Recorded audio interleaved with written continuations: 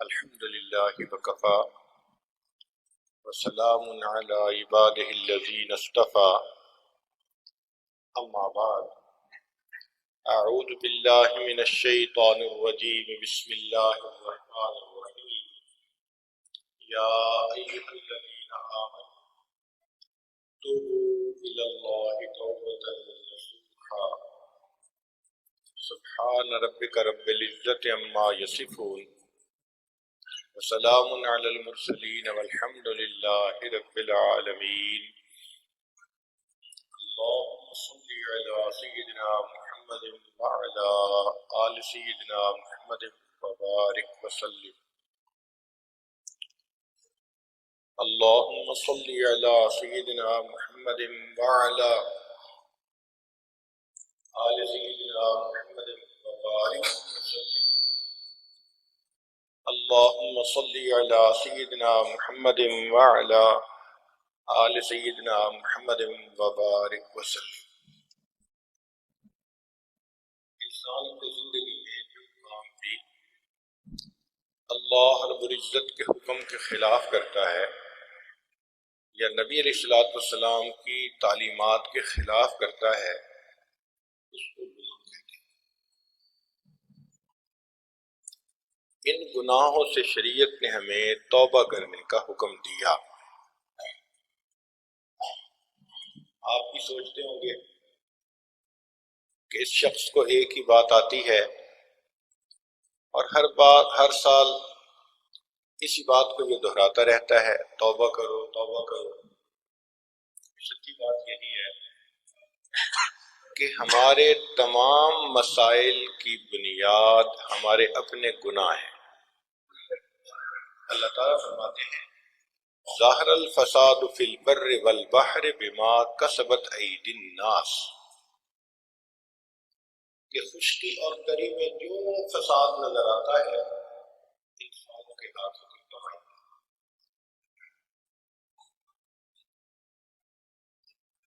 ایک جگہ فرمایا اگر اللہ تعالیٰ مؤاخذہ کرتا لوگوں کا ان کے گناہوں کے اوپر تو زمین کے اوپر اللہ تعالیٰ پھر کسی زندہ چیز کو زندہ نہ رہنے دیتا. یہ تو اللہ رب العزت کا حلم ہے، اس کا کرم ہے کہ ہم گناہ بھی کرتے ہیں زندگی بھی گزارتے پھر رہے ہیں. اس عنوان کی اہمیت کے پیش نظر پھر بار بار اس کی طرف یاد دہانی کروائی جاتی ہے. حافظ ابن قیم رحمۃ اللہ علیہ کی 2 کتابیں ہیں، الداء والدواء اور دوسری الفوائد. اس میں انہوں نے لکھا ہے کہ گناہ کے کچھ نقصانات اخروی ہوتے ہیں، کچھ دنیاوی ہوتے ہیں. تو دنیا میں جو گناہ کے اثرات ہیں ان کا مشاہدہ ہم اپنی آنکھوں سے کرتے پھر رہے ہیں. مثال کے طور پر کہ انسان جب بھی گناہ کا مرتکب ہوتا ہے اس کا دل پریشان ہوتا ہے، چاہے وہ کتنی کامیابی سے گناہ کیوں نہ کرے. گناہ کرنے میں کوئی رکاوٹ نہ ہو، کوئی اسے روکنے والا نہیں، کوئی اسے پوچھنے والا نہیں، کوئی سمجھانے والا نہیں، وہ بڑے آرام سے گناہ کر لیتا ہے. مگر گناہ اس بندے کے دل کو پریشان کرے گا. اس پریشانی سے کوئی بندہ بچ نہیں سکتا. اس کو یوں سمجھ لیجئے کہ ہر گناہ کے ساتھ پریشانی بندھی ہوتی ہے. جب انسان گناہ کا ارتکاب کرتا ہے وہ پریشانی اسے لپٹ جاتی ہے. اس لیے کتنے امیر لوگ ہیں جہاں چاہتے ہیں سوتے ہیں، جو چاہتے ہیں کھاتے ہیں پیتے ہیں. ایئر کنڈیشن کمروں میں کمبل لے کے لیٹے ہوتے ہیں، ان کو نیندیں نہیں آتی. اس کی وجہ کیا؟ ان کے دل پریشان ہوتے ہیں. سچی بات تو یہ ہے کہ نیک آدمی تو زندگی میں ایک دفعہ مرتا ہے اور یہ دنیا کے امیر کبیر تو بیچارے روز جیتے ہیں روز مرتے ہیں، حالت عجیب ہوتی ہے۔ ان کے دل کی پریشانی لے کر پورے شہر والوں میں تقسیم کر دو تو پورا شہر پریشان ہو جائے۔ صرف ان کے پاس مال پیسہ نہ دیکھا کریں، ان کے تفکرات کو دیکھا کریں، ان کی پریشانیوں کو۔ تو انسان گناہ کر کے اپنے آپ کو خود پریشان کرتا ہے۔ جو شخص گناہ کرنے کے لیے بھاگا پھر رہا ہے، اس کو یوں سمجھیں کہ وہ اپنے آپ کو پریشان کرنے کے لیے بھاگا پھر رہا ہے، اور پھر ہم ان پریشانیوں سے پریشان ہو کر جاتے ہیں عاملوں کے پاس، کوئی تعویذ دے دو، کچھ پڑھنے کو بتا دو، اور وہ بھی آگے سے یہ جواب دے دیتے ہیں کہ جی کسی نے کچھ کیا ہوا ہے۔ اور یہ بات ہمیں جلدی سمجھ میں آ جاتی ہے کیونکہ ہم ذہنی طور پہ تیار ہوتے ہیں کہ جی واقعی کسی نے کچھ کیا ہوا ہے۔ مگر یہ ذہن میں رکھ لینا کہ کسی غیر نے کچھ نہیں کیا ہوا، ہم نے جو خود گناہ کیے یہ ان کے بد اثرات ہیں جنہوں نے ہمیں پریشان کیا ہوا ہے۔ تو ہماری پریشانیوں کا سبب ہم خود ہیں، کوئی دوسرا نہیں ہے۔ خاوند کہتے ہیں بیوی نے پریشان کیا ہوا ہے، بیوی کہتی ہے خاوند نے پریشان کیا ہوا ہے، ماں باپ کہتے ہیں اولاد نے پریشان کیا ہے، اولاد کہتی ہے کہ ماں باپ نے پریشان کر رکھا ہے، پڑوسی کہتے ہیں پڑوسی نے پریشان کر رکھا ہے، عوام کہتے ہیں حکومت نے پریشان کر رکھا ہے، حکومت کہتی ہے عوام نے پریشان کر رکھا ہے۔ بھئی سچی بات تو یہ ہے کہ ہم نے خود اپنے آپ کو پریشان کر رکھا ہے، اس میں کسی کا کوئی قصور نہیں ہے، ہمارا اپنا قصور ہے۔ اگر ہم اپنے اعمال کو سنوار لیں، اللہ تعالیٰ ہمارے انفرادی حالات کو سنوار دیں گے۔ جو فرد توبہ کر لے گا اس کے انفرادی حالات سنور جائیں گے، جو قوم توبہ کر لے گی اللہ ان کے اجتماعی حالات کو سنوار دیں گے۔ اعمال کے اوپر احوال کا دار و مدار ہے۔ انسانوں کے اعمال اللہ کے حضور پیش ہوتے ہیں اور ان کو دیکھ کر اللہ تعالیٰ فیصلے فرماتے ہیں، اور اللہ تعالیٰ مغیر الاحوال ہے۔ جیسے عمل ویسے اس کے اثرات۔ آگ جلے گی تو گرمی محسوس ہوگی، برف ہوگی تو ٹھنڈک محسوس ہوگی۔ اس قانون قدرت کو کوئی بدل نہیں سکتا الا کہ کوئی کرامت ہو یا معجزہ ہو، مگر عام حالات میں جو اللہ نے ایک قانون بنا دیا وہ اسی طرح رہے گا۔ اسی طرح جو شخص گناہوں سے بچے گا وہ اللہ تعالیٰ کی رحمتوں اور برکتوں کے نزول کو اپنی آنکھوں سے دیکھے گا۔ قرآن مجید میں اللہ تعالیٰ فرماتے ہیں وَلَوْ أَنَّ أَهْلَ الْقُرَىٰ آمَنُوا وَاتَّقَوْا لَفَتَحْنَا عَلَيْهِمْ بَرَكَاتٍ مِّنَ السَّمَاءِ وَالْأَرْضِ۔ اگر یہ بستی دیسوں والے ایمان لاتے، تقوی کو اختیار کرتے، تو ہم ان پر آسمان زمین سے برکتوں کے دروازوں کو کھول دیتے۔ دروازے کو زنگ لگ جاتا ہے تو چابی لگاؤ تالے کو پھر بھی نہیں کھلتا۔ ہم نے بھی برکتوں کے دروازوں کو گناہوں کا زنگ لگا دیا ہے۔ اب کھٹکھٹاتے ہیں دروازہ کھلتا نہیں، پریشان پھر رہے ہیں۔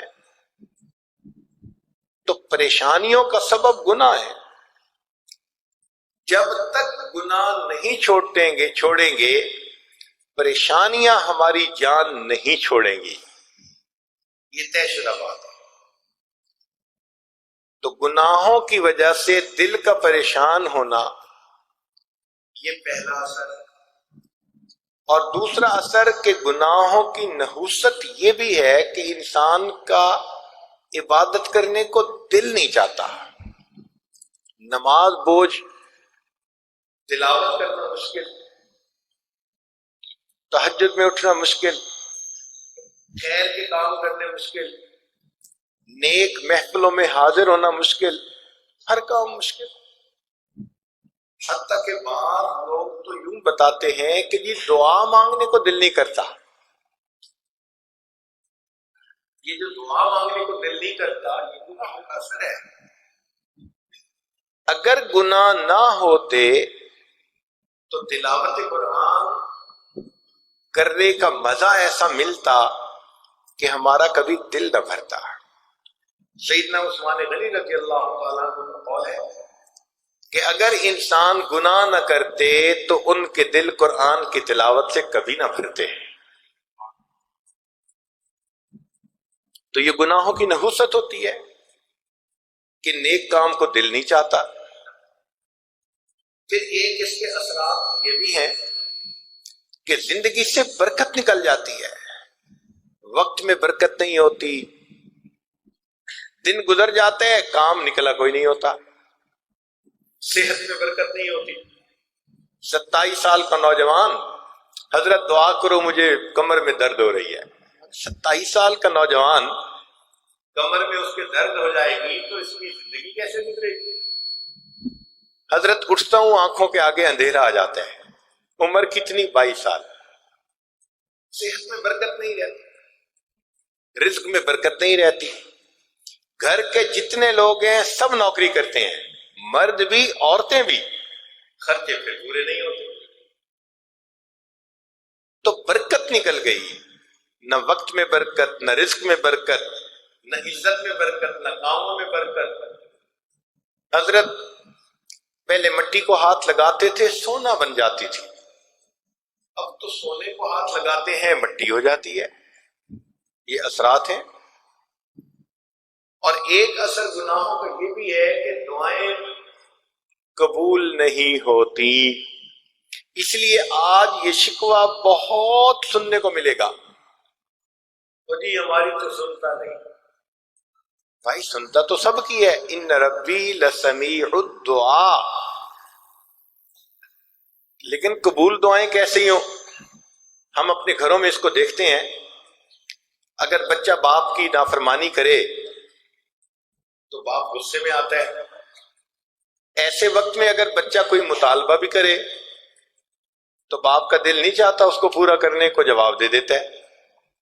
خاوند بیوی سے خفا ہو، اس حالت میں بیوی جائز بات بھی کہے تو سنتا ہی نہیں، کان ہی نہیں دھرتا، ٹس سے مس نہیں ہوتا۔ تو جو شخص ہمارے حکم کے خلاف کرتا ہے، ہمارا ریسپانس اس کے ساتھ ایسا، اور ہم توقع یہ کرتے ہیں کہ اللہ رب العزت کے حکم کی نافرمانی بھی کرتے رہیں اور ہماری زبان سے لفظ نکلے اور اللہ اس کو فوراً پورا بھی کر دے، یہ کیسی ہو سکتا ہے؟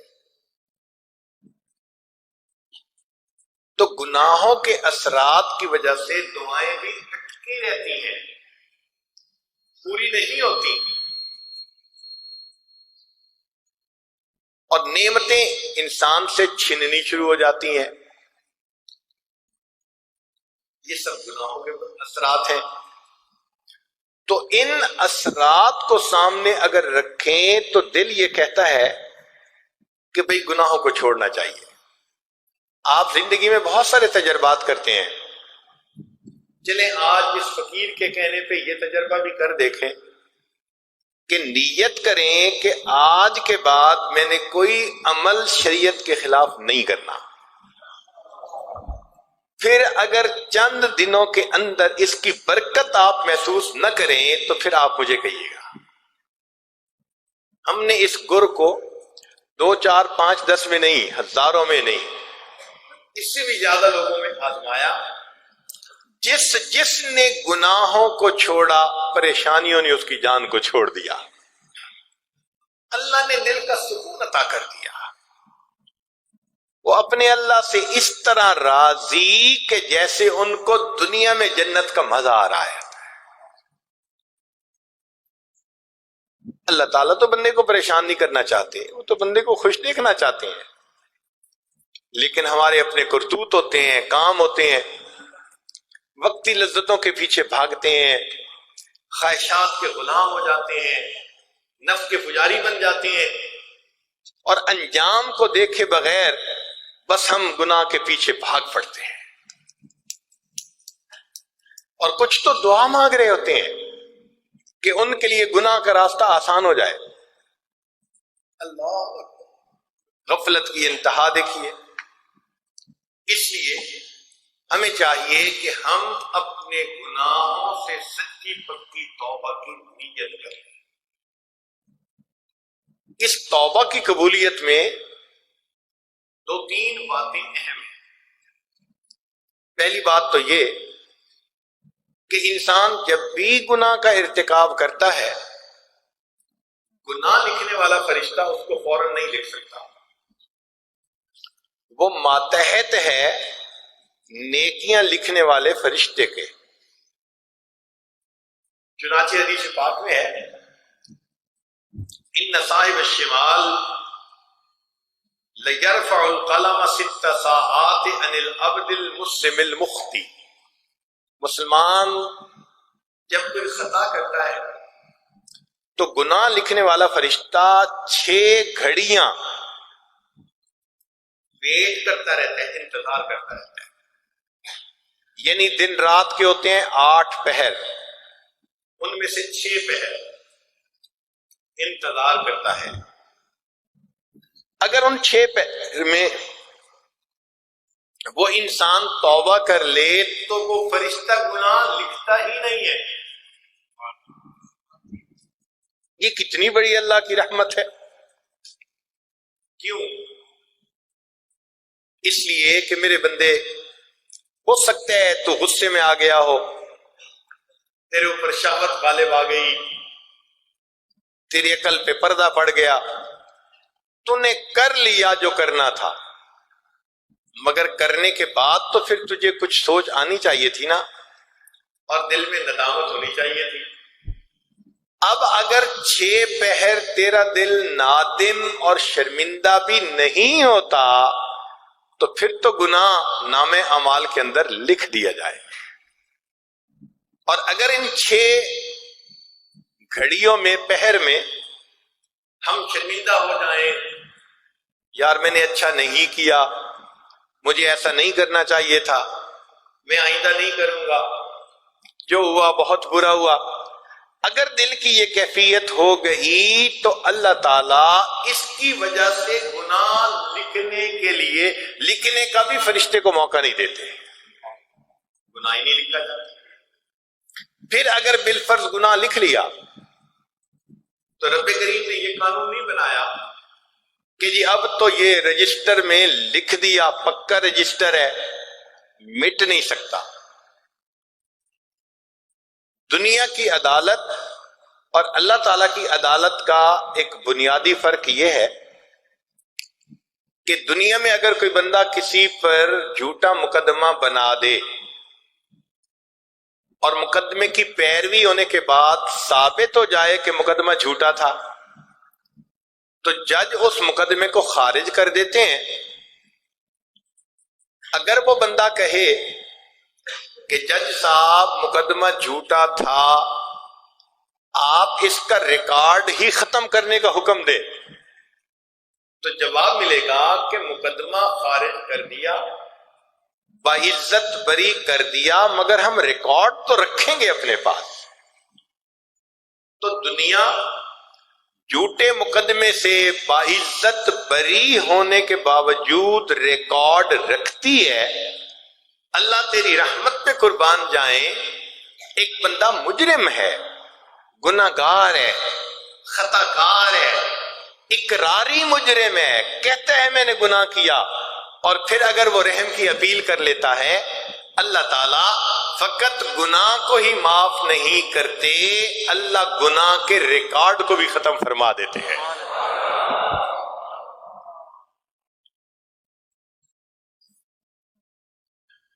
اور دوسرا یہ کہ جب تک سورج مغرب سے طلوع نہیں ہو جاتا یا انسان کی سانس نہیں اکھڑ جاتی، جو موت کے وقت اکھڑتی ہے، اس سے پہلے پہلے توبت کا وقت موجود ہے. دن میں کرے، رات میں کرے، محفل میں کرے، تنہائی میں کرے، توبہ کا وقت موجود ہے. اس لیے ہم جو کہہ دیتے ہیں نا جی 100 چوہے کھا کے بلی حج کو چلی، بھئی 1000 چوہے کھا کے بھی حج کو جا سکتی ہے. 100 کی کیا بات ہے؟ کوئی اللہ کے ہاں گنتی تو نہیں ہے نا کہ 100 مرتبہ توبہ کرو گے تو پھر تمہاری لمٹ ختم ہو گئی. اللہ تعالیٰ کے ہاں تو زندگی کا پورا وقت ہے. حتیٰ کہ اگر کافر اور مشرک کی توبہ قبول ہو جاتی ہے تو پھر اللہ تعالیٰ ایک مسلمان گنہگار کی توبہ کو کیوں نہیں قبول فرمائیں گے؟ تو اس عنوان کی اہمیت پہ ہمیں غور کرنا چاہیے. ہم لگوٹ باندھ باندھ کے نکلتے ہیں میدان میں کہ ہم نے پریشانیوں کو ختم کرنا ہے. ایک ختم نہیں ہوتی دوسری اوپر سے، دوسری ختم نہیں ہوتی تیسری اوپر سے. ایسے لگتا ہے تسبیح کا دھاگا ٹوٹ گیا اور ایک کے بعد ایک پریشانی ہمارے اوپر آتی چلی جا رہی ہے. پھر کہتے ہیں جی اس جینے سے تو مر جانا اچھا ہے. اب تو گھبرا کہ یہ کہتے ہیں کہ مر جائیں گے، مر کے بھی چین نہ پایا تو کدھر جائیں گے. اس لیے ہمیں چاہیے کہ ہم گناہوں کی جان چھوڑ دیں، نیت کر لیں کہ ہم نے آج کے بعد اللہ رب العزت کے حکم کی نافرمانی نہیں کرنی. شیطان ایسا بدبخت ہے، گناہ کو ہلکا بنا کے پیش کرتا ہے، معمولی بنا کے پیش کرتا ہے. وہ جی کون بچا ہوا ہے آج، ماحول ہی ایسا ہے جی. اور جی آپ کو پتہ ہے کہ آج کل تو بے پردہ عورتیں بہت پھرتی ہیں، کیسے نظر کو بچائیں؟ یعنی نفس اپنے اندر ہی اندر جسٹیفیکیشن گھڑتا ہے، جھوٹی جسٹیفیکیشن، اور بندے کو مطمئن کرنے کی کوشش کرتا ہے. بس ایک دفعہ، آخری دفعہ ان باتوں کو سامنے رکھ کے انسان گناہ کرتا ہے. لیکن گناہ کے اثرات تو ہوتے ہی ہیں. جو شخص زہر کھائے گا، خوشی سے کھائے یا مجبور ہو کے، تو اثرات تو اس کے ہوں گے. گناہ کرے انسان مرضی سے یا حالات سے مجبور ہو کے، تو اثرات تو ہوں گے. ان اثرات سے بچنے کے لیے ہمیں چاہیے کہ ہم گناہوں سے سچی توبہ کریں. ہمارے مشائخ نے لکھا ہے کہ جو شخص علم اور ارادے سے گناہ کرنا چھوڑ دیتا ہے، اللہ تعالیٰ اس بندے کی دعاؤں کو رد کرنا چھوڑ دیتا ہے. سچی توبہ کی نیت کر کے دیکھیں، زندگی آسان ہو جائے گی، سہولت ہو جائے گی زندگی میں. کوئی غم نہیں رہے گا، آپ کا دل مطمئن ہو جائے گا، برکتیں ہی برکتیں نظر آئیں گی. پھر گناہوں کی ایک اور بھی تاثیر ہے. فضیل بن عیاض رحمت اللہ علیہ فرماتے ہیں کہ مجھ سے اللہ رب العزت کا حکم ماننے میں جب بھی کوتاہی ہوئی تو میں نے دیکھا کہ اس کے بعد یا تو میری بیوی نے میری نافرمانی کی، یا میری اولاد نے میری نافرمانی کی، یا میرے کسی ماتحت نے، نوکر چاکر نے، اس نے میری نافرمانی کی، یا کم از کم میری سواری کے جانور نے میری نافرمانی کی. ہم اللہ کی نافرمانی کریں گے، یہ ریفلیکٹ ہوگی ہمارے ماتحتوں میں. اللہ ماتحتوں کو ہمارا نافرمان بنائیں گے. چنانچہ آج یہ کتنا شکوہ ہے، وہ جی بیوی بات ہی نہیں سنتی، بچے بات ہی نہیں سنتے، وہ جی کیا کریں، مزدور کام ہی نہیں کرتے. اصل میں ہم خدا کی بات کو نہیں سنتے، کان نہیں دھرتے، اور اس کا نتیجہ اپنی آنکھوں کے سامنے دیتے ہیں. جو ماتحت ہوتے ہیں وہ ہماری بات نہیں سنتے. اگر ہم اللہ رب العزت کی فرما برداری کی زندگی اختیار کر لیں تو اللہ تعالیٰ ہمارے ماتحتوں کو بھی ہمارا مطیع اور فرما بردار بنا دے گا۔ کہتے ہیں پتہ نہیں جی بچے تو افلاطون بن گئے ہیں، بھئی ہماری بدعمالیوں نے ان کو افلاطون بنا دیا۔ تو گناہوں سے سچی توبہ کرنا یہی ہماری پریشانیوں کا حل ہے۔ اب اس توبہ کے اندر 4 باتیں ہوتی ہیں۔ ایک تو گناہ چھوڑ دینا،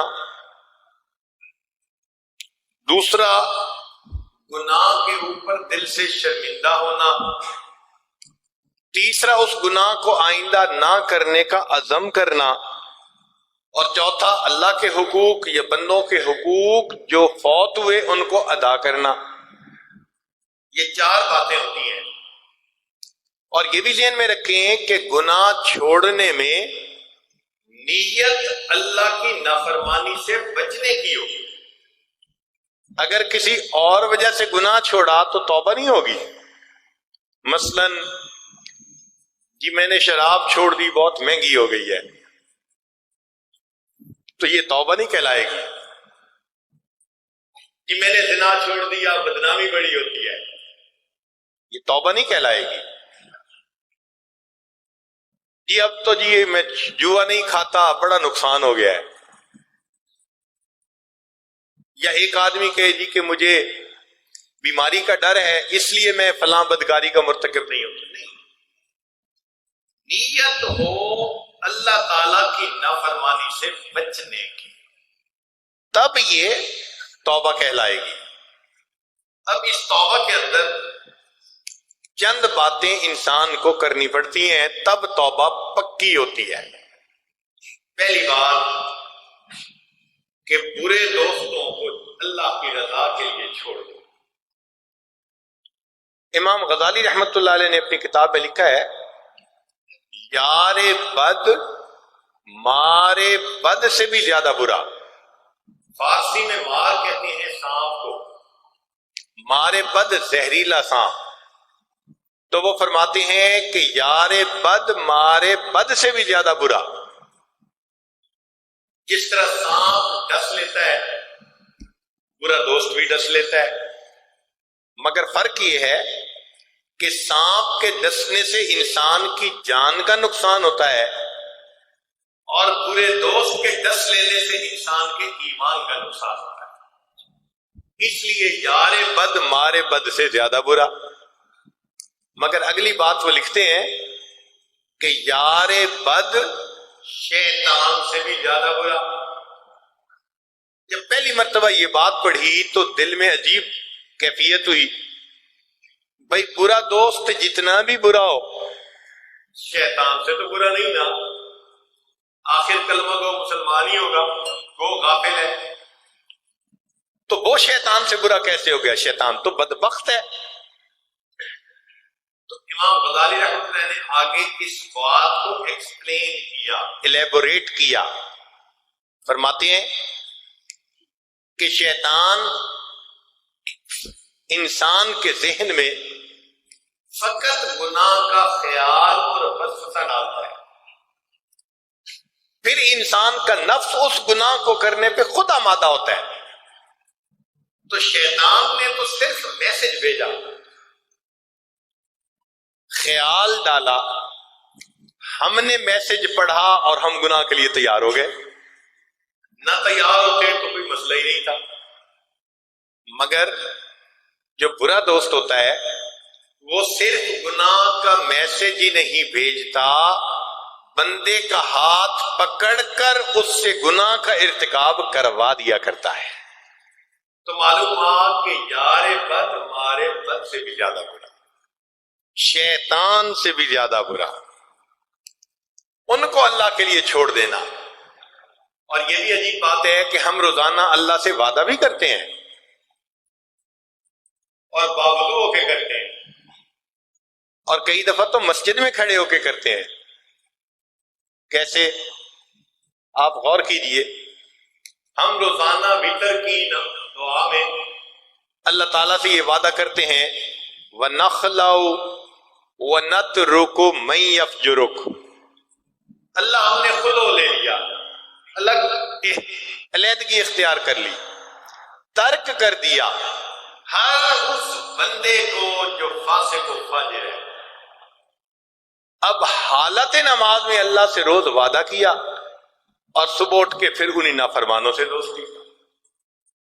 تو سوچئے اس وعدہ خلافی کی کیا نحوست ہوگی زندگی میں۔ تو برے دوستوں کو اللہ کی رضا کے لیے چھوڑ دینا۔ اور یہ جو نوجوان بچے کہتے ہیں نا بس میرے دوست ہیں جو برائی کرتے ہیں، میں ویسے ساتھ رہتا ہوں، میں کرتا کچھ نہیں ہوں، وہ 100% جھوٹ بول رہا ہوتا ہے۔ جیسی مجلس ہوگی انسان ویسے عمل کرے گا۔ تو برے دوستوں کو اللہ کے لیے چھوڑ دینا۔ اور دوسری بات کہ توبہ کی تاخیر پر بھی توبہ کرنا، یہ بھی ایک اہم بات ہے۔ گناہ تو کیا ہم نے جوانی میں، اور اب بڑھاپے کی عمر آ گئی، توبہ ابھی تک نہیں کی۔ اب ہمارے اوپر 2 گناہ ہوئے، ایک وہ گناہ کا بوجھ، اور دوسرا اس گناہ سے توبہ جلدی نہ کرنے کا بوجھ۔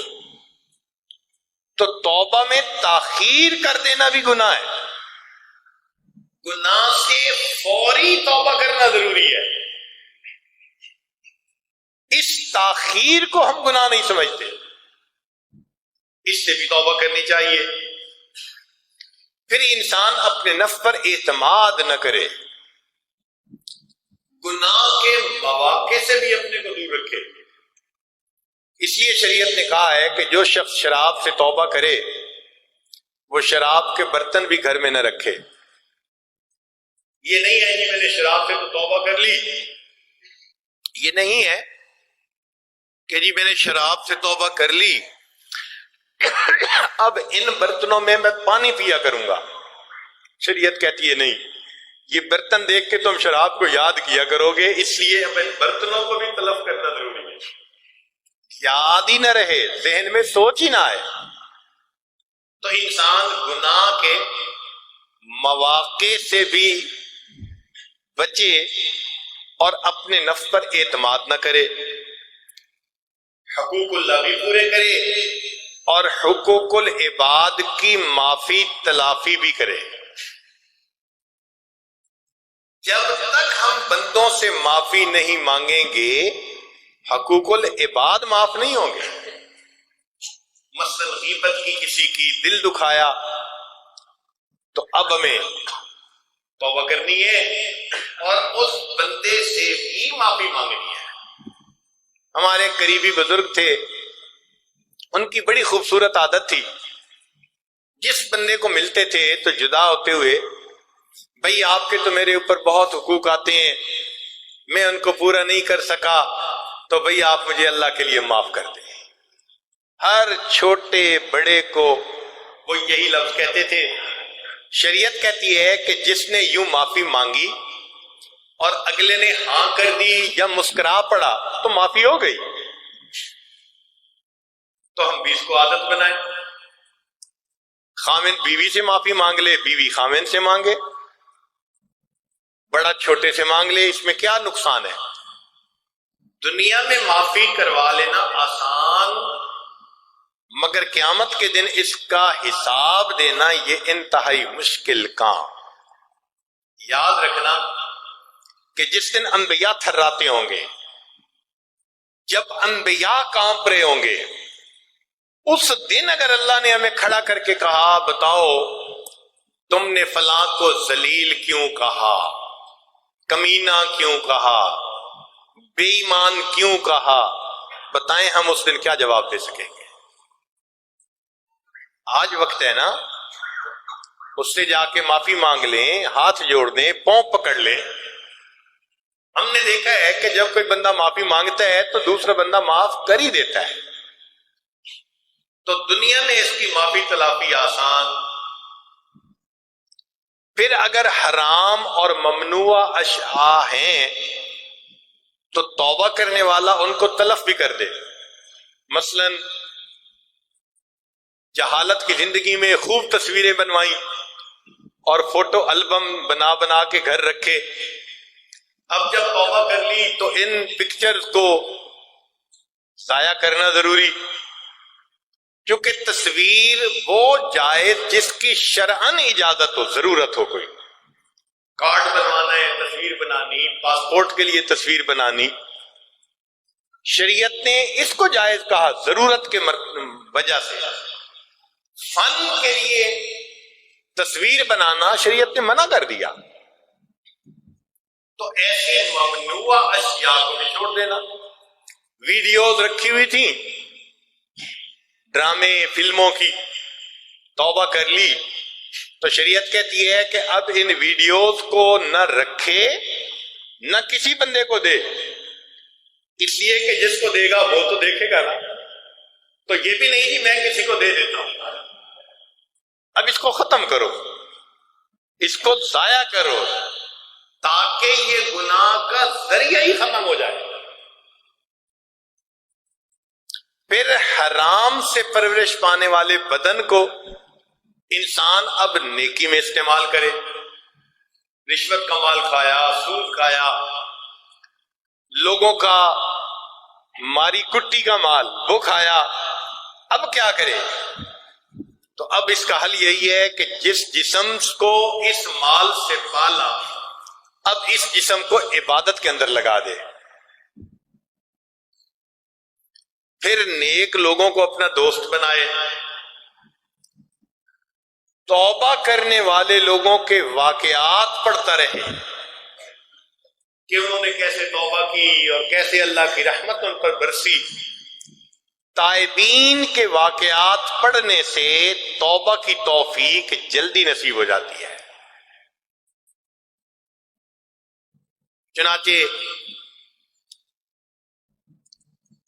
فرمایا کہ میرے بندے، اگر تیرے گناہ زمین اور آسمان کے خلا کے برابر ہیں، اگر تیرے گناہ ساری دنیا کی ریت کے ذرات کے برابر ہیں، اگر تیرے گناہ ساری دنیا کے درختوں کے پتوں کے برابر ہیں، اگر تیرے گناہ ساری دنیا کے پانی کے قطرات کے برابر ہیں، میرے بندے تیرے گناہ تھوڑے ہیں، میری رحمت زیادہ ہے، تو توبہ کرے گا میں تیری توبہ کو پھر بھی قبول کر لوں گا.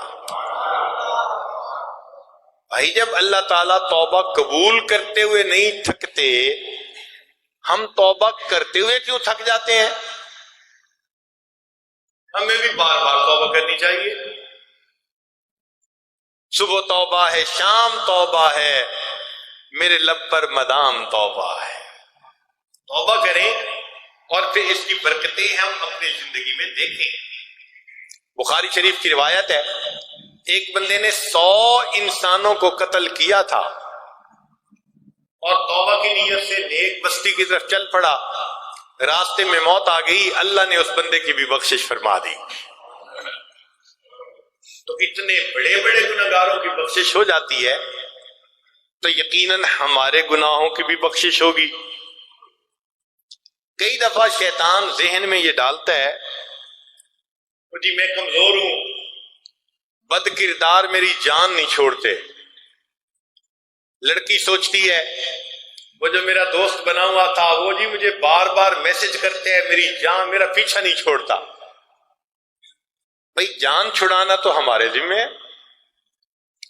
اب کیا مطلب کہ اگر انسان سانپ کو دیکھے تو اس سے دور نہیں بھاگتا، وہ جی چونکہ سانپ پاؤں کے قریب تھا اس لیے ڈس لیا.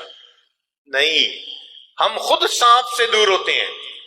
یہ غیر محرم سانپ کی مانند ہے، اگر وہ قریب ہو رہا ہے تو بچنا ہمارے اوپر ضروری ہے.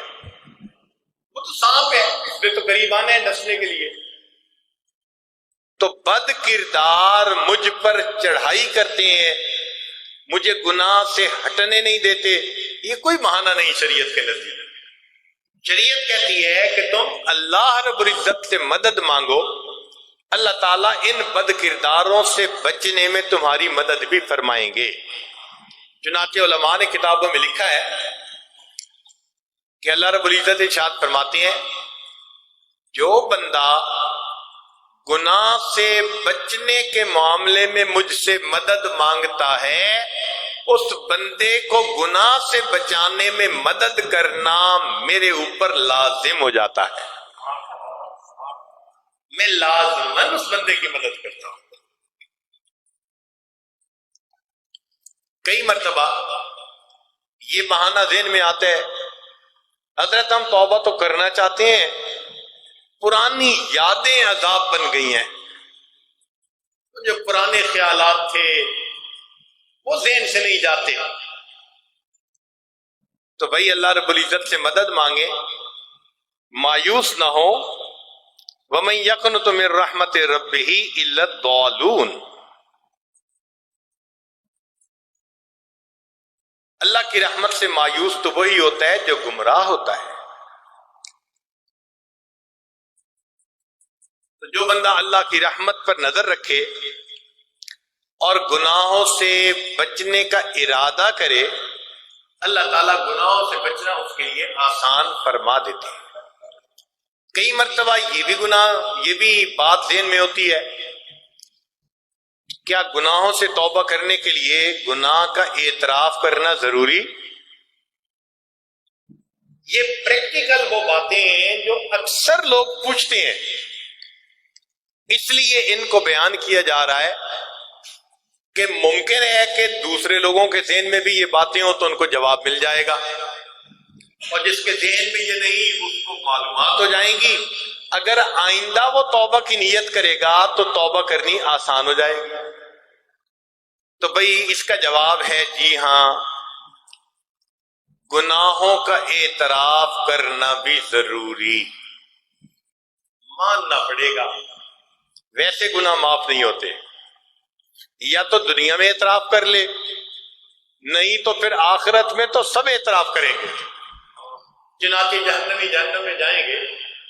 قرآن مجید نے کہہ دیا فَاعْتَرَفُوا بِذَنبِهِمْ فَسُحْقًا لِأَصْحَابِ السَّعِيرِ، وہ اپنے گناہوں کا اعتراف کریں گے کہ ہم سے گناہ ہو گئے۔ تو کہیں نہ کہیں اعتراف تو ہمیں کرنا ہی ہے، تو جہنم میں جا کے اعتراف کرنے کی بجائے دنیا میں کیوں نہ کر لیں؟ اس لیے نبی علیہ الصلوۃ والسلام نے دعا سکھائی، اللہم انی عبدک وابن عبدک وابن امتک، اللہ میں تیرا بندہ، تیری بندی کا بیٹا، تیرے بندے کا بیٹا، ناصیتی بیدک، میری پیشانی تیرے ہاتھوں میں ہے، ماذن فی حکمک۔ اتنی خوبصورت دعا ہے کہ اس کو پڑھتے ہوئے انسان کا دل وجد میں آتا ہے۔ اس میں فرمایا معترفم بذنبی، اے اللہ میں اپنے گناہوں کا اعتراف کرتا ہوں۔ تو نبی علیہ السلام نے باقاعدہ تعلیم دی کہ گناہ کرنے والا گناہ کا اعتراف کرے تاکہ اللہ تعالیٰ اس کے گناہوں کو معاف فرمائے۔ ایک سوال ذہن میں یہ بھی آتا ہے کہ جی میں توبہ تو کر لوں گا، مجھے لگتا ہے کہ میری یہ توبہ چلنی نہیں۔ بھائی آپ کے سیل فون میں اگر میسیجز آئے ہوئے ہو 100 اور آپ ڈیلیٹ والی کی دبا دیں تو سارے کے سارے ختم ہو جائیں گے۔ اب کوئی بندہ کہے جی پھر میسج آ جائیں گے، تو پھر آ گئے تو پھر ڈیلیٹ کر دیں گے۔ یہ کیا بات کہ جی پھر نہ گناہ ہو جائے، توبہ ہی نہیں کر رہے؟ نہیں، توبہ تو کرنی ہے، فائل تو ہم نے سمیٹنی ہے۔ آج دفتروں میں جاؤ نا تو جن لوگوں کے خلاف فائلیں کھلی ہوتی ہیں وہ کوششیں کرتی ہیں جی فائل بند ہو جائے۔ قربان جائیں اللہ کی رحمت پر کہ جو خود بتا رہے ہیں کہ میرے بندے تو نے زندگی میں جتنی گناہوں کی فائلیں کھولی، ہم فقط توبہ کی نیت پر کرنے پر تیری تمام فائلوں کو کلوز کر دیں گے۔ کتنا بڑا انعام ہے اللہ تعالی کی طرف سے۔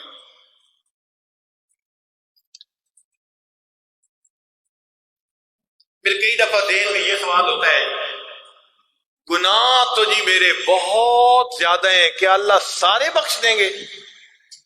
ہاں بھائی، اللہ سب گناہ بخش دیں گے. ہمارے لیے گناہ زیادہ ہیں، اللہ کی رحمت کے سامنے تو گناہوں کی کوئی حقیقت نہیں. چنانچہ حدیث پاک میں ہے، توجہ سے بات سنیے گا. نبی علیہ السلام ایک سفر سے تشریف لا رہے تھے. آپ صلی اللہ علیہ وسلم نے دریا کے کنارے پر پڑاؤ ڈالا اور نماز ادا کی. نماز ادا کرنے کے بعد آپ صلی اللہ علیہ وسلم نے ایک چڑیا کو دیکھا کہ وہ آپ کے سامنے زمین پر بیٹھی اور اس نے ریت کے چند ذرے اپنی چونچ میں لیے اور پھر دریا کی طرف اڑ کے چلی گئی. پھر تھوڑی دیر کے بعد آئی، پھر ریت کے 2-4 ذرے چونچ میں لیے اور دریا کی طرف چلی گئی. جب 2-4 مرتبہ ایسا ہوا تو اللہ کے پیارے حبیب صلی اللہ علیہ وسلم متوجہ ہوئے کہ یہ معاملہ کیا. تو جبریل علیہ السلام تشریف لائے. نبی علیہ السلام نے پوچھا، جبریل یہ چڑیا بار بار اپنی چونچ میں چند ذرے ریت کے لے کے پانی کی طرف کیوں جاتی ہے؟ عرض کیا، اے اللہ کے پیارے حبیب صلی اللہ علیہ وسلم، آپ نے نماز کے بعد امت کی بخشش کی جو دعا مانگی تو اللہ تعالیٰ نے اس کو مجسم شکل میں آپ کے سامنے دکھا دیا. کیسے دکھا دیا؟ تو جبریل علیہ السلام نے بتایا کہ جس طرح یہ چڑیا چونچ میں چند ریت کے ذرے لے کر جاتی ہے اور پانی میں ان کو ڈالتی ہے تو پانی کو پتہ بھی نہیں چلتا کہ ذرے میرے اندر پڑے یا نہیں. اللہ تعالیٰ آپ کو دکھانا چاہتے ہیں، اے میرے حبیب صلی اللہ علیہ وسلم، آپ امت کے گناہوں کی بخشش پر اتنا روتے ہیں، اتنا آزردہ ہوتے ہیں. آپ کی امت کے گناہ ان ریت کے ذرات کی مانند ہے اور میری رحمت اس دریا کی مانند ہے. تو بھئی اللہ تعالیٰ گناہوں کو معاف فرما دیتے ہیں. اب توبہ کرنے میں کچھ مسئلے جن کا پتہ نہیں ہوتا اور بندہ کنفیوز پھرتا ہے. اور آج کل یہ بھی ایک بری عادت پڑ گئی کہ مفتی حضرات کی طرف رجوع نہیں کیا جاتا. ورنہ پہلے ایسا وقت تھا کہ کوئی بات ہوتی تھی میاں بیوی دونوں فوراً جی مفتی صاحب سے پوچھئے کہ شریعت کیا کہتی ہے. اور آج تو من مرضی کی پیروی کرنے والے چونکہ زیادہ ہو گئے. ایک زمانہ تھا امام اعظم کی اتباع زیادہ تھی. آج نیا دور ہے. آج کے دور میں پتہ ہے کس کی اتباع زیادہ ہو گئی ہے؟ امام گوگل کی اتباع زیادہ ہو گئی ہے. اور جی میں نے انٹرنیٹ سے مسئلہ، واہ واہ واہ، امام گوگل کے پیروکار.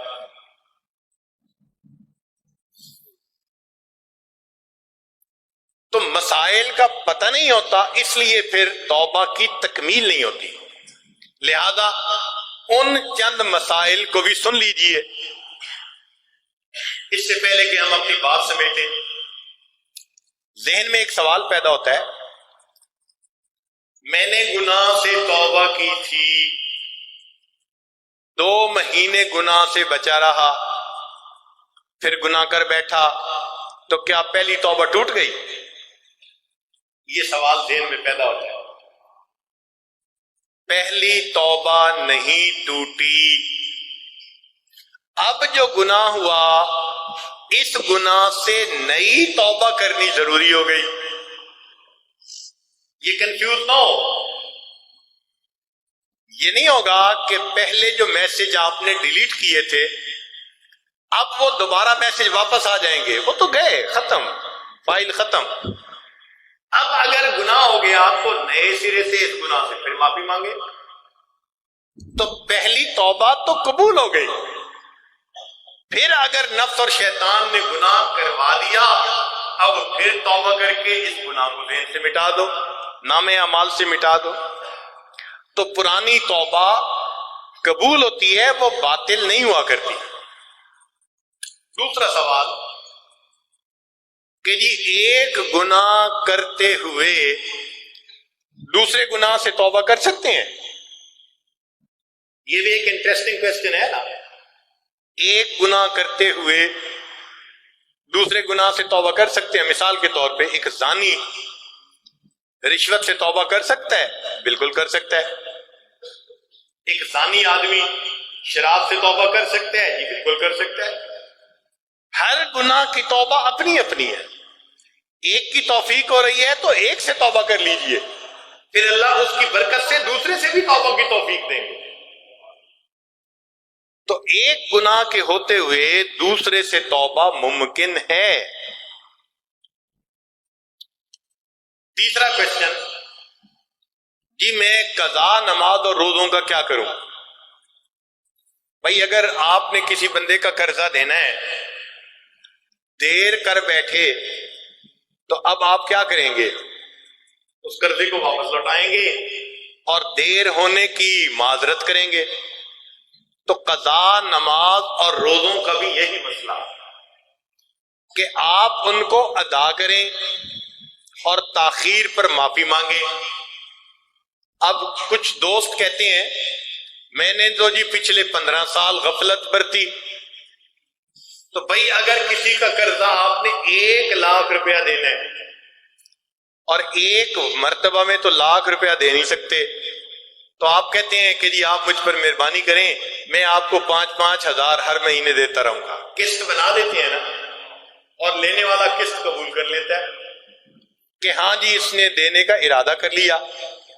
تو اسی طرح اگر 15 سال کی قضا نمازیں باقی ہیں، آپ ہر روز 5 نمازیں قضا کرنے کی نیت کریں. آپ کی 5 نمازوں کی قسط جاتی رہے گی، اللہ کے ہاں لکھی جائے گی، قبول ہو جائے گی. حتیٰ کہ اس دوران اگر موت آ گئی، چونکہ آپ نے قسطیں ادا کرنے کی نیت کر لی تھی، اللہ تعالیٰ بقیہ نماز و روزوں کو بھی معاف فرما دیں گے. یہ قسطیں تو ادا کر رہا تھا نا جی، نیت تو کی ہوئی تھی نا قسطیں ادا کرنے کی. غیبت کا کیا کریں؟ غیبت کے بارے میں شریعت نے کہا الغیبت اشد من الزنا، غیبت زنا سے بھی زیادہ بری. اس کے لیے ہمیں معافی مانگنی پڑتی ہے، مگر معافی مانگنے میں یہ کہنا ضروری نہیں کہ جی میں نے آپ کے بارے میں یہ الفاظ کہے، پہلے سے لڑائی بڑھ جائے گی. پہلے بول چال تھی، اب بول چال بھی ختم ہو جائے گی. تو شریعت کہتی ہے کہ آپ اجمالاً معافی مانگیں. اور جی اگر آپ کے حق میں مجھ سے کوتاہی ہوئی تو آپ مجھے معاف کر دیں. اس طرح سے معافی مانگیں تو پھر یہ گناہ بھی معاف ہو جاتا ہے. پھر جن کی غیبت ہوئی ان کے لیے اللہ کے راستے میں صدقہ و خیرات بھی کریں. 100 200 500 ان کے راستے میں مسجد میں دیں، مدرسے میں دیں، اللہ کے راستے میں کریں، اور نیت کریں کہ جن کی میں نے غیبت کی اگر وہ قیامت کے دن مجھ سے مطالبہ کریں گے تو اللہ اتنا ثواب دے دینا کہ وہ سارے کے سارے راضی ہو جائیں. اللہ تعالیٰ اس ثواب کو پالتے ہیں بندے کے لیے.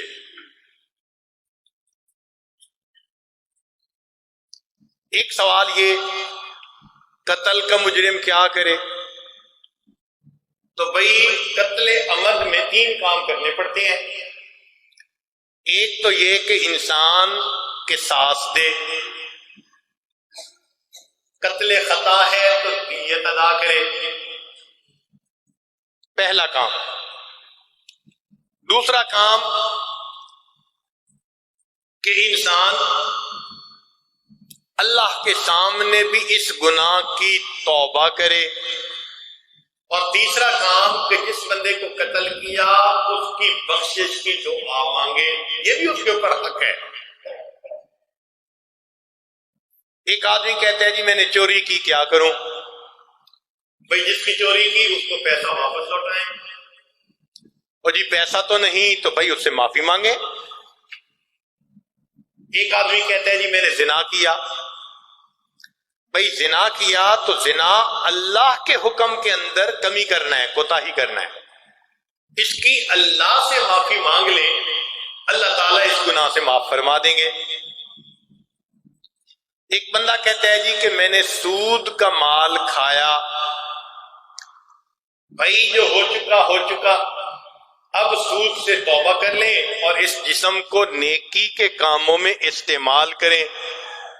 اگر کوئی شراب پیتا رہا تو بھئی غریب لوگوں کے لیے پانی کی سبیل لگائیں، جیسا گناہ ویسی کمپنسیشن۔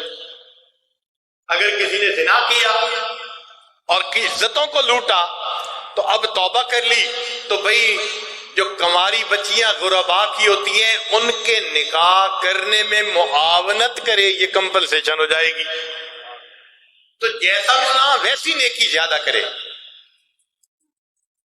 اور اس کی دلیل ہمیں حدیث پاک سے ملتی ہے۔ وہ کیسے؟ سیدنا حمزہ رضی اللہ تعالیٰ عنہ کو ایک حبشی نے قتل کیا تھا،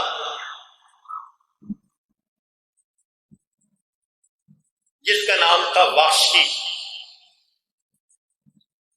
پھر یہ شخص اسلام لے آئے، صحابہ میں شامل ہو گئے، مگر ان کے دل میں غم تھا کہ مجھ سے ایک بہت بڑی غلطی ہو چکی ہے زمانے جاہلیت میں۔ چنانچہ جب مسیلمہ کذاب کے خلاف صحابہ لڑنے کے لیے نکلے تو وہ صحابی کہتے ہیں کہ میں مسیلمہ کذاب کے تلاش میں تھا، اور میری نیت یہ تھی کہ اگر اسلام کا اتنا بڑا شیر میں نے قتل کیا تھا، اللہ اب اتنے بڑے اس بدبخت کو بھی مجھے قتل کرنے کا موقع دے، میری یہ نیکی میرے اس گناہ کے معاف ہونے کا سبب بن جائے۔ تو جیسا گناہ کیا ویسی نیکیاں زیادہ کریں تاکہ اللہ تعالیٰ گناہ کے اثرات کو ختم فرما دے۔ طریقہ توبہ کا کیا ہے؟ سیدنا صدیق اکبر رضی اللہ تعالیٰ عنہ نبی علیہ السلام سے روایت کرتے ہیں، ما من رجل یذنب ذنبا ثم یقوم فیتطہر ثم یصلی رکعتین ثم یستغفر اللہ غفر اللہ لہ۔ جو بندہ گناہ کرے اس کو چاہیے کہ وہ وضو کرے، 2 رکعت نماز توبہ کی نیت سے ادا کرے، پھر اللہ کے سامنے استغفار کرے، اللہ اس بندے کی توبہ کو قبول فرما لیں گے۔ اور توبہ میں جو خاص بات ہے نا وہ ہے اللہ کے سامنے عاجزی کرنا، اپنے آپ کو پامال کرنا، سجدہ کرنا، رگڑنا، ناک رگڑنا، اللہ کے در پر اپنے آپ کو مٹا دینا، یہ اصل چیز ہے۔ اور اللہ سے اس کی عظمتوں کا واسطہ دے کر مانگنا۔ اگر انسان اس طرح سے توبہ کرے تو پھر اس کی توبہ یقیناً قبول ہوتی ہے۔ اب ایک حدیث ہے، ایک واقعہ ہے کتابوں میں لکھا ہوا، بنی اسرائیل کے ایک نوجوان کی توبہ کا واقعہ۔ یہ آنکھیں کھولنے والی بات ہے، آئی اوپنر ہے یہ ہمارے لیے، کہ اس نوجوان نے کیسی توبہ کی اور اللہ تعالیٰ نے اس کی توبہ کو کیسے قبول فرمایا۔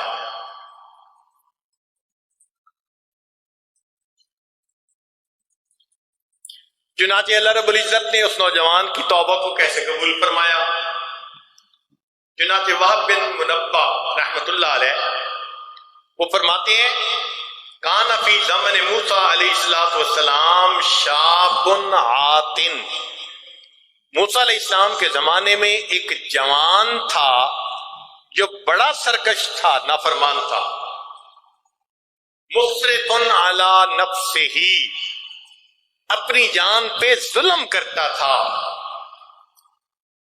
فَأَخْرَجُوهُ مِن بَيْنِهِمْ لِسُوءِ فِعْلِهِ، اس کے گناہوں سے تنگ آ کے جو بستی والے تھے انہوں نے مشورہ کیا کہ یہ تو ہمارے بچوں کے خراب ہونے کا سبب بنے گا، اب اگر یہ گناہ نہیں چھوڑتا تو اس کو نکالو یہاں سے۔ انہوں نے پہلے سمجھایا، یہ پھر گناہ سے باز نہیں آیا، چنانچہ بستی والوں نے اس نوجوان کو پکڑا، اس کی پٹائی کی اور اس کو بستی بستی سے دھکا دے دیا کہ اگر تم آئے تو ہم تمہیں پھر جو ہے نا وہ پٹائی کریں گے۔ اب ذلیل اور رسوا ہو کر یہ بستی سے نکل گیا۔ فحضرت الوفات فی خربۃ علی باب البلد، اس زمانے میں بستیوں کے گرد دیواریں ہوتی تھیں، فصیلیں بنی ہوتی تھیں، چھوٹے چھوٹے شہر ہوتے تھے، گیٹ بنے ہوتے تھے۔ وہ جس گیٹ سے نکالا گیا اس گیٹ کے سامنے درختوں کا جھنڈ تھا، ویرانہ تھا، وہ وہیں جا کر رہ گیا۔ نہ کھانے کو تھا، نہ پینے کو تھا، نہ سردی گرمی سے بچنے کا ذریعہ تھا۔ وہاں جا کر وہ انسان، وہ نوجوان، وہ بیمار ہو گیا۔ مثال کے طور پہ بخار آ گیا۔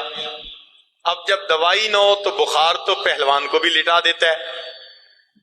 تو وہ چند دن اسی طرح بیمار رہا، حتیٰ کہ اس بیماری میں اس کی وفات ہوئی۔ لیکن جب اس کی وفات ہوئی فَأَوْحَى اللَّهُ تَعَالَى إِلَى مُوسَىٰ علیہ السلام، اللہ تعالیٰ نے موسیٰ علیہ السلام کی طرف وحی نازل کی، إِنَّ وَلِيًّا مِّنْ أَوْلِيَائِي حَاضَرَهُ الْمَوْتُ، اے موسیٰ علیہ السلام میرے اولیاء میں سے ایک ولی کی وفات ہو گئی ہے، میرے اولیاء میں سے ایک ولی کی وفات ہو گئی ہے، فَاحْذَرْهُ وَغَسِّلْهُ وَصَلِّ عَلَيْهِ، آپ وہاں حاضر ہوں، اس کو غسل دیں اور اس کی جنازہ کی نماز پڑھیں۔ وَكُلِّ مَنْ كَثُرَ عِصْيَانُهُ يَحْضُرُ جَنَازَتَهُ لِأَغْفِرَ لَهُمْ، اور اعلان کر دیجئے لوگوں میں کہ جس شخص کے گناہ بہت زیادہ ہوں وہ آئے اور اس بندے کا جنازہ پڑھ لے، میں اس گناہگار کی بھی بخشش کر دوں گا۔ اللہ اکبر کبیرہ، اللہ تیری رحمتوں پہ قربان جائے، تیری عظمتوں پہ قربان جائے، کتنا تو بڑا ہے، تیری رحمت کے خزانے کتنے وسیع ہیں۔ بندے کی حالت یہ کہ گناہوں پہ گناہ بستی والوں نے دھکے دے کے نکال دیا، اور اس کو ویرانے میں موت آئی، اور مرتے مرتے اس نے توبہ کر لی، تو اللہ فرماتے ہیں میرے ولیوں میں سے ولی کی وفات ہو گئی، جاؤ جنازہ پڑھیے اور بتا دیجئے لوگوں کو کہ جس کے گناہ بہت زیادہ ہوں وہ اس کا جنازہ پڑھے، میں جنازہ پڑھنے والوں کے گناہوں کو بھی معاف کر دوں گا۔ وَاحْمِلْهُ إِلَيَّ لِأَكْرِمَ مَثْوَاهُ، اور اس بندے کو آپ میری طرف لائیے، دفن کیجئے، تاکہ میں اس بندے کی مہمان نوازی کروں، اکرام کروں اس کا۔ فنادى موسیٰ علیہ السلام کی بنی اسرائیل، موسیٰ علیہ السلام نے بنی اسرائیل میں اعلان کروا دیا، اناؤنسمنٹ کروا دی، فَكَثُرَ النَّاسُ، کثیر تعداد لوگوں کی جنازہ پڑھنے کے لیے حاضر ہو گئی۔ فَلَمَّا حَضَرُوا عَرِفُوا، جب سب کے سب آئے اور انہوں نے اس بندے کی شکل دیکھی تو اس بندے کو انہوں نے پہچانا، یہ تو وہی گناہگار بد کردار۔ اب حیران، فقالو، کہنے لگے یا نبی اللہ، اے اللہ کے نبی علیہ السلام، ھذا ھو الفاسق، یہ تو وہی فاسق ہے، الذی اخرجناہ، جس کو ہم نے بستی سے نکال دیا تھا۔ فتعجب موسیٰ من ذلک، موسیٰ علیہ السلام بھی بڑے حیران کہ بات تو لوگ ٹھیک کر رہے ہیں، یہ تو وہی فاسق، فاجر، بدکار بندہ ہے جس کو بستی سے نکال دیا تھا، اور مجھے حکم ہوا کہ ولیوں میں سے ولی فوت ہو گیا۔ تو موسیٰ علیہ السلام بھی حیران، فرماتے ہیں فَأَوْحَى اللَّهُ إِلَيْهِ، اللہ نے موسیٰ علیہ السلام کی طرف وحی نازل فرمائی، صَدَقُوا وَهُمْ شُهَدَاءِ إِلَّا أَنَّهُ لما حضرت الوفات فی هذه الخربۃ، یہ لوگ ٹھیک بات کرتے ہیں، یہ وہی فاسق و فاجر ہے، مگر مسئلہ یہ ہے کہ لما حضرت الوفات فی الخربۃ، اس ویرانے میں جب اس کو موت آنے لگی، نظر یمنتم و یسرتن، اس بندے نے اپنے دائیں طرف دیکھا اور اپنے بائیں طرف دیکھا، فلم یرا حمیما ولا قریبا، اس کو کوئی قریبی، کوئی دوست، کوئی اپنا یار کوئی بھی نظر نہ آیا، یہ اکیلا تھا۔ ورآ نفسہ غریبۃ وحیدۃ ذلیلۃ منکسرۃ، اور اس نے اپنے آپ کو اکیلا، پریشان حال، ذلیل و خوار اور ٹوٹا ہوا دل اس حالت میں پایا، اکیلا تھا۔ فرفع بصرہ الیہ، چنانچہ اس شخص نے آسمان کی طرف نظر اٹھائی، وقال، اور یہ کہنے لگا، الہی عبد من عبادک، اللہ تیرے بندوں میں سے ایک بندہ ہوں، غریب من بلادک، اور اپنے دیش سے میں نکال دیا گیا ہوں۔ لو علمت ان عذابی یزید فی ملکک وافبک انی ینقصہ من ملکک لما سألتک المغفرہ، اللہ اگر مجھے یہ یقین ہوتا کہ مجھے عذاب دینے سے تیری عظمت بڑھ جائے گی یا مجھے معاف کر دینے سے تیری رحمت گھٹ جائے گی، تو میں عذاب سے معافی بھی طلب نہ کرتا، مغفرت بھی طلب نہ کرتا۔ مجھے پتہ ہے میرے گناہوں کو معاف کرنے سے تیری شان میں کمی نہیں ہوتی، اور مجھے بخش دینے سے تیری رحمت میں کوئی کمی نہیں ہوتی۔ اور اے اللہ، وَلَيْسَ لِي مَلْجَأٌ وَلَا رَجَاءٌ إِلَّا أَنْتَ، میرا تو تیرے سوا کوئی ملجا اور ماوا نہیں، کوئی پناہ گاہ نہیں۔ وقت سمیت، اور میں نے یہ بھی سنا ہے کہ آپ نے موسیٰ علیہ السلام پر یہ نازل کیا، انی انا الغفور الرحیم، کہ میں بڑا غفور اور بڑا رحیم ہوں۔ فلا تخیب رجائی، اللہ میری امید کو توڑ نہ دینا۔ یا موسیٰ، اے موسیٰ علیہ السلام، افکان احسن بی ان اردہ وہو غریب علی ہذہ الصفۃ، کیا یہ بات مجھے سجتی تھی کہ وہ تو اتنا بے کس و لاچار حالت میں مجھ سے معافیاں مانگ رہا تھا، میں اس بندے کو اپنے در سے بھی خالی لوٹا دیتا۔ وقد توسل الی بی، اس نے میری رحمت کا مجھے واسطہ دیا۔ وتضرع بین یدی، میرے سامنے گڑ گڑایا، معافیاں مانگی۔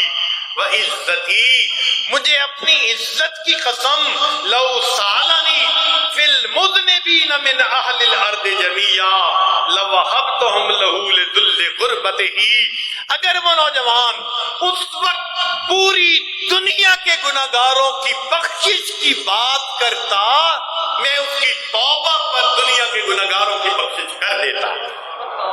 اللہ اکبر کبیرہ، عجیب عجیب، اللہ آپ کتنے کریم ہیں کہ صرف بندے کی مغفرت نہیں کی، اللہ اپنے پیارے رسول صلی اللہ علیہ وسلم کو بتلا رہے ہیں، اس نے میری رحمت کو پکارا۔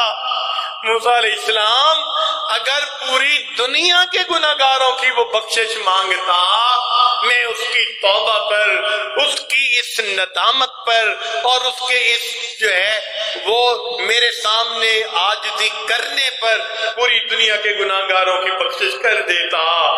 پھر رب کریم نے ایک اور عجیب بات فرمائی، یا موسیٰ، اے موسیٰ علیہ السلام، انا کہت الغریب، میں پردیسی کی پناہ گاہ ہوتا ہوں، وحبیبہ وصبیبہ، میں ہی اس کا حبیب ہوتا ہوں جس کا کوئی نہیں ہوتا، اور میں ہی اس کا طبیب ہوتا ہوں جس کی عیادت کرنے والا کوئی نہیں ہوتا، وراحمہ، اور جس پر کوئی ترس نہیں کھاتا اس پر ترس کھانے والا تو میں ہی ہوتا ہوں۔ اے کریم آقا، اگر آپ اتنا ترس کھانے والے ہیں تو آج آپ کے بندے اور آپ کی بندیاں اس جگہ پر آپ کے گھر میں حاضر ہیں، اللہ آپ سے آپ کی رحمت مانگنے کے لیے۔ اے کریم، ہم اپنی زندگی کے سارے گناہوں کو اپنے ذہن میں رکھتے ہوئے یہ محسوس کرتے ہیں کہ ہم سے زیادہ بڑا گنہگار اس مجمع میں کوئی اور نہیں۔ میرے مولا، ہم نادم ہیں، شرمندہ ہیں، آپ کے سامنے ہم اپنا سر جھکاتے ہیں۔ اللہ آپ رحمت کر دیجئے۔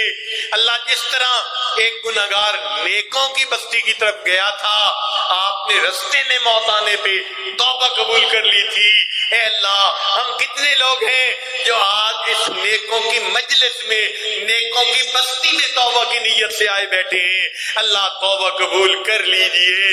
اللہ، یہ بوجھ پہاڑوں برابر جو ہم نے سر پر اٹھا لیے ہیں، ان بوجھوں سے اللہ ہمیں نجات عطا کر دیجئے۔ میرے مولا، ہم سے تو چند کلوں کا بوجھ اٹھایا نہیں جاتا، قیامت کے دن یہ پہاڑوں برابر بوجھ کیسے اٹھائیں گے؟ اللہ، دو بندوں کے سامنوں کی ذلت ہم سے برداشت نہیں ہوتی، یہ قیامت کے دن اللہ تیرے سارے بندوں کے سامنے کی ذلت کیسے برداشت کریں گے؟ اور اللہ آپ کے پیارے حبیب بھی ہوں گے، آپ کے اولیاء بھی ہوں گے، اور اللہ ہمارے مشائخ بھی ہوں گے۔ اللہ ہمیں ان کے سامنے رسوا نہ فرما دینا، میرے مولا قیامت کی ذلت سے بچا لینا۔ ہم آج سچی توبہ کرتے ہیں، ایک نئی ایمانی اسلامی قرآنی زندگی بسر کرنے کا دل میں ارادہ کرتے ہیں۔ اللہ ہماری توبہ قبول فرما لیجیے۔ وآخر دعوانا